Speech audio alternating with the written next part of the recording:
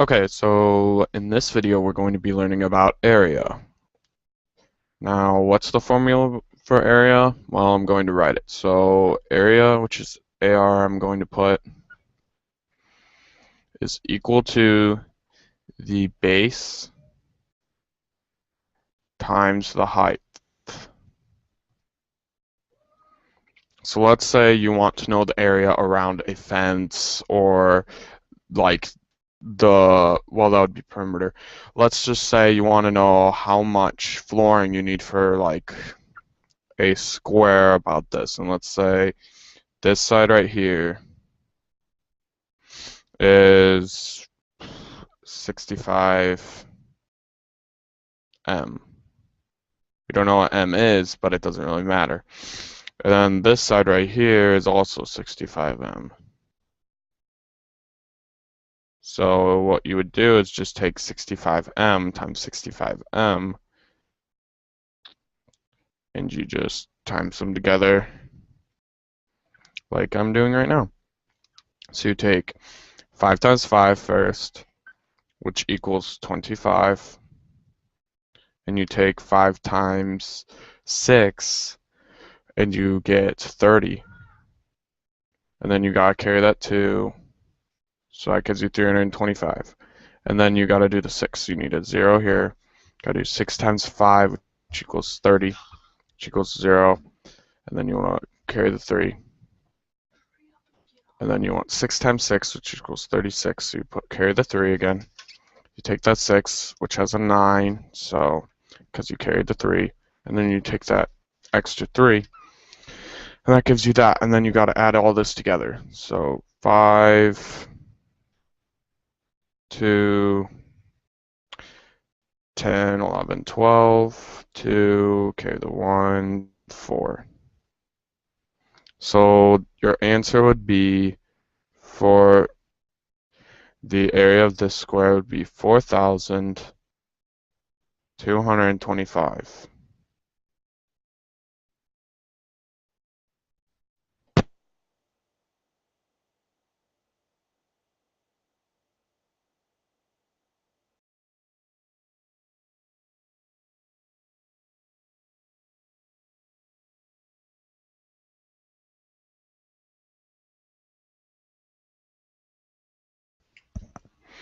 Okay, so sorry about that, but now we're going to continue, and I don't remember if we did perimeter or not, so I'm just going to redo it.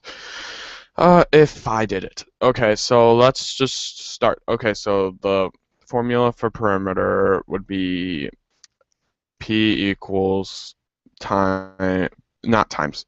P equals all the sides added together. So let's just go with a rectangle. Let's say this is a rectangle. So this is 3, this is 2. So you take 2 plus 2, which is 4. 3 plus 3, which is 6. You add that together, you get 10.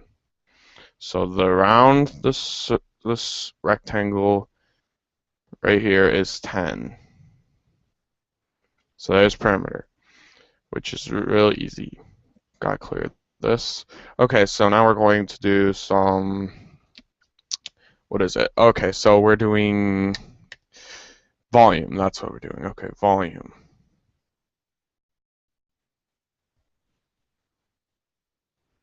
There's our volume symbol. Okay, so the arithmetic or whatever formula for volume would be V equals, let me think here. No, it's base times length times height times height. And so let's check. I'm going to check to make sure I got that right, because I don't want to give you guys misinformation. I'm going to switch the screen share to full screen. Let's just keep it on full screen. It doesn't really matter. Okay, so let's just look up volume.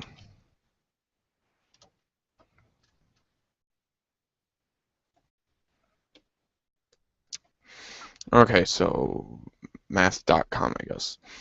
Okay, so yeah, it's length. So base times height times length. Yeah, I was right. Okay, so we're good. So let's start this. So we already know that, so switch to this. Dang it. Okay, I'm going to switch to the back so stuff doesn't pop up. Okay, let's erase this. Okay, so now we're going to actually do one. Okay, we'll do it in pink. Okay, so we have a like cube here that's perfect cube, obviously, since it's a cube. Okay, there we go. Going to solve it in brown. Okay, so what we need to find is here, here, and here. So let's say this is a 6, so that means all of them are 6s. So we would take 6 times 6 times 6, or 6 to the third power.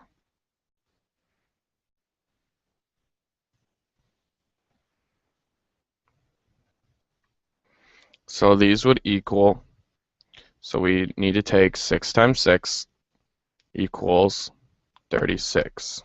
Then we take 36 times 6, which equals, we'll just do the math real quick, because that only takes a few seconds. I don't know why I put that there. Just ignore that line. Okay. So I'll just squiggly it out there. Or I'll erase it. I'll just restart the math formula. Messed it up. Okay, so we'll just do that. Okay, so do it down here. 36 times 6 equals 6 times 6 equals 36, obviously. 6 times 3 equals 18, so that'd be 20. So 18, 21, that would be what it is. So you carry the 2. There we go. So it'd equal 216.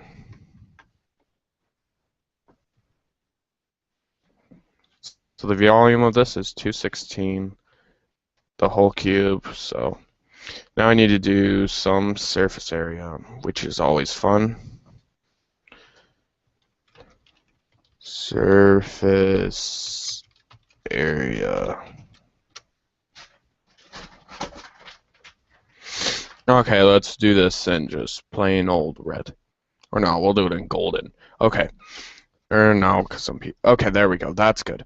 Okay, so we have to figure out what the thing for this is, which is pretty much area, but I'm going to make sure.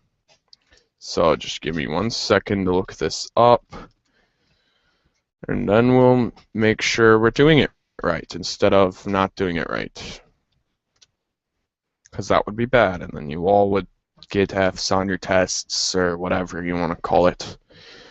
So we need to find the surface area of a cube. In words, the surface area of a cube is the area of 6 squares that cover it.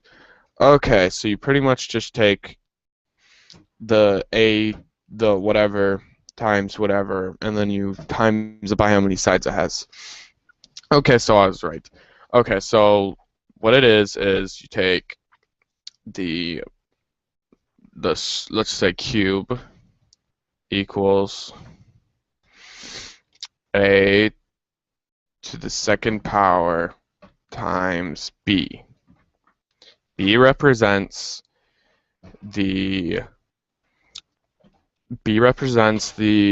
amount of faces.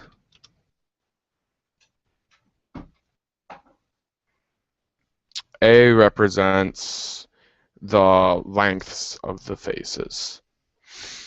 So if we had our cube that, let's just use the same cube from before, my poorly drawn cube. So we need to find this one and this one. Let's say it's 6 still, so both of them are 6. So you would take 6 to the second power, which equals 36, and you would times it by b. So how many faces does a cube have? So we know it has 1, 2, 3. So these are the main 3 faces. So you know it has 6 because you know there's 2 of this face. You know it has 2 of these faces. You know it has 2 of these. So 2 to the third power, 2 plus 2 plus 2 equals 6. So let's clear this up real quick. So we know it's 36 times 6,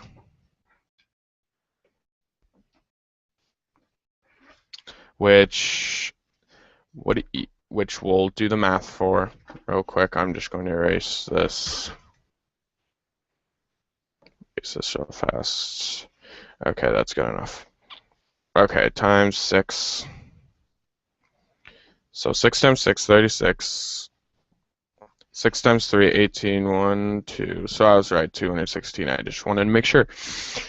So the surface area of that entire thing would be 216, or the same as what it can hold. So 216 equals the surface area of the cube. So there's that. Now we're just going to do some random crap. Let's just do, what should we do? We should,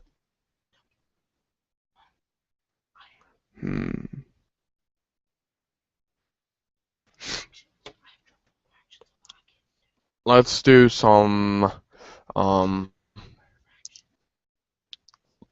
let's just do some, let me think, I'm trying to think of the word for it. Multiples, let's do multiples, or whatever, the least common denominator. So let's say it's 16 and 4, not 4, 16 and, least common denominator. Let's go 16 and 28. So what times itself do these two? Let's look this up real quick. I cannot remember for some reason. I'm so weird. Okay, Google. So let's look up least common denominator. Least common denominator.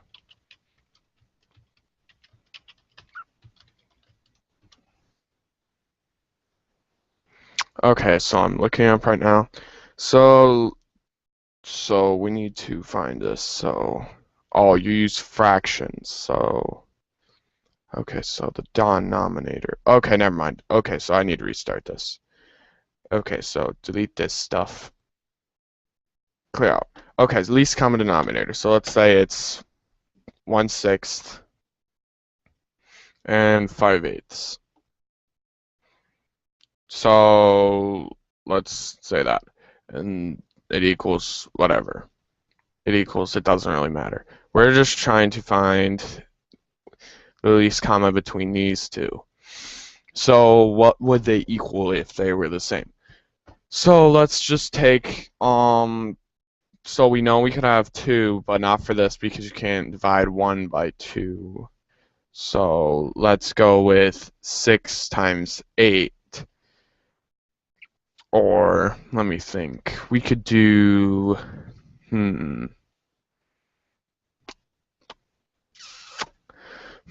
yeah, well, let's just do 24 because, so we have 24 and 24.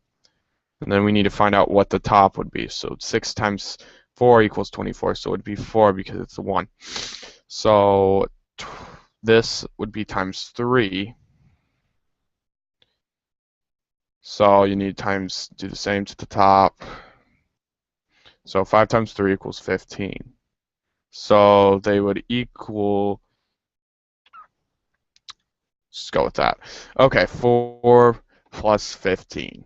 That equals 19. So it actually equal 19/24. But if you just wanted to find the least common denominator, it would be 24. Or if you wanted to simplify them even more, you could just do 24 divided by, well, you couldn't because 15 can't be divided by 2. So, yeah, 24 would be it.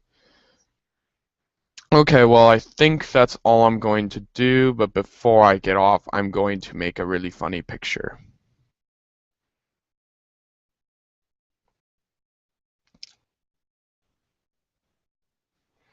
That guy is going to die.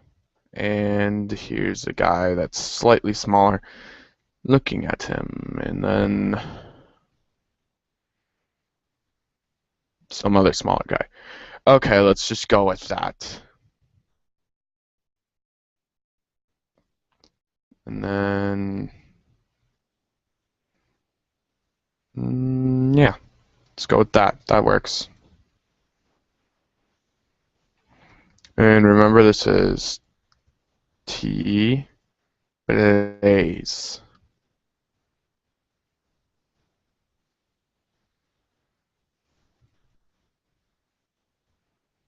Yeah, you can't read that. Who cares? Okay. Well, I think I'm going to let you go. Okay. Well, see you next.